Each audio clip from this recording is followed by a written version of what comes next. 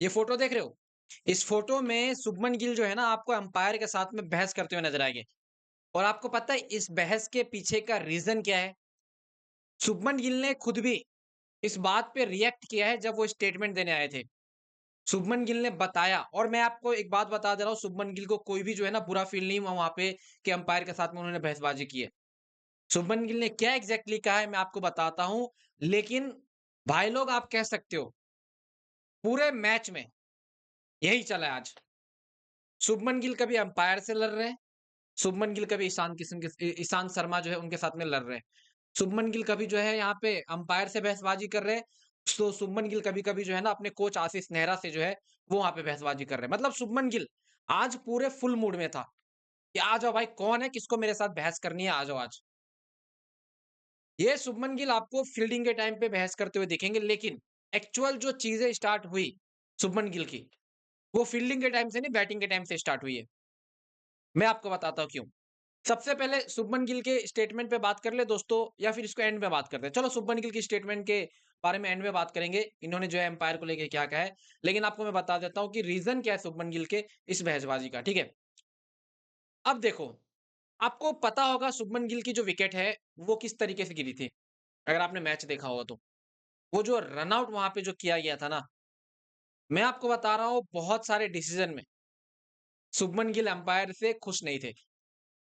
ये चीजें स्टार्ट तब हुई जब गिल आउट होके जब डगआउट में जा रहा था ना, तभी उसने अंपायर को 2-4 बातें बोल के जो है, वो भी ऐसा ऑन फील्ड अंपायर को नहीं, भाई जो मैच रेफरी खड़ा होता है ना बाउंड्री लाइन के पास, मैच रेफरी, उनको जाके भाई बोला है शुभमन गिल ने कि भाई सब लोग मिलके मेरे साथ चीटिंग कर रहे हो, ये अनफेयर है। एंड फिर ये चलो बैटिंग के टाइम में तो हो गया। उसके बाद फिर आता है बॉलिंग का टाइम। एक डीआरएस यहाँ पे गुजरात टाइटन ने लिया था। एक डीआरएस लिया था जिस डीआरएस में शुभमन गिल के पक्ष में जो है ना फैसला नहीं दिया गया एम्पायर की तरफ से।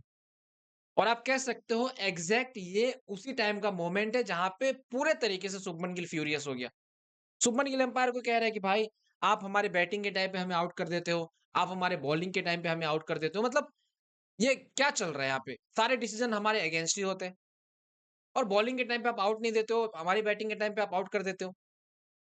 इसी चीज पे शुभमन गिल से ना बाद में पूछा गया, जो हर्षा भोगले है, उन्होंने पूछा एंड में जाके जब शुभमन गिल को अवार्ड मिला था उसके बाद यहाँ पे जब कैप्टन का इंटरव्यू होता है ना उस टाइम पे पूछा, हर्षा भोगले ने पूछा कि आज आप बहुत ज्यादा एनर्जेटिक लग रहे थे और हर टाइम आप एक्टिवली अंपायर के साथ में जो है ना इंगेज कर रहे थे, मतलब बातचीत में जो आप लगे हुए थे।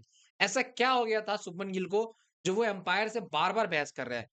शुभमन गिल यहाँ पे कहते हैं कि देखो यार, जो भी चीज आज अंपायर ने की है वो चीजें सही नहीं थी। उन्होंने ऑन माइक ये बात कही, और इसके लिए मेरे हिसाब से शुभमन गिल को फाइन भी लगाया जाएगा।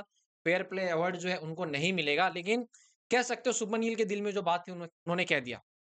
शुभमन गिल कहते हैं कि भाई सबसे पहली बात कि मैं आज अंपायर के फैसले से खुश था नहीं, और ये चीजें करनी पड़ती है आपको, अगर आप नहीं करोगे तो डिसीजंस हमारे अगेंस्ट में ही जो है चीजें जा रही थी।